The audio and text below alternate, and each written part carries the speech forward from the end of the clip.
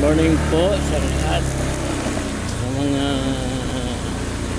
kagaya kong biyahero. Ingat po tayo sa ating biyahe dahil panahon ngayon ng tag-init, maaari po tayong may stroke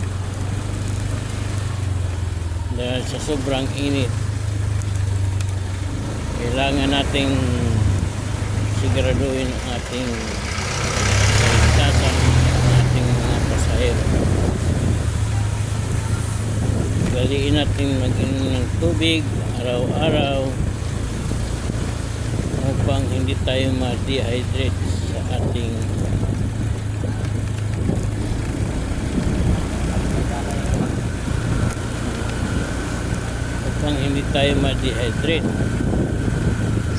at hindi tayong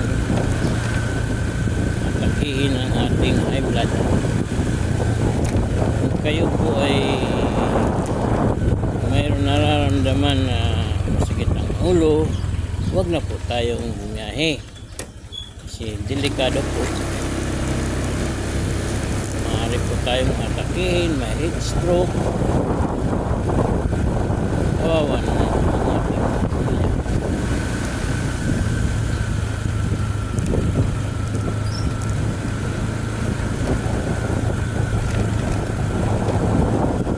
Naman hanap buhay natin sa kalsada.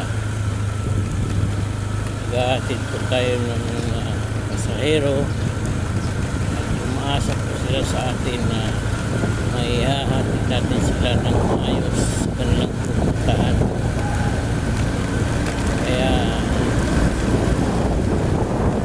maging sa ating sarili ay kailangan fit to work tayo bago tayo biyahe.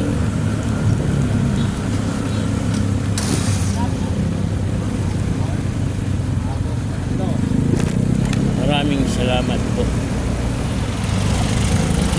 Sana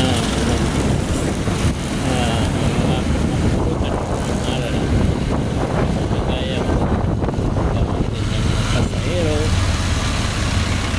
angkas, joyride,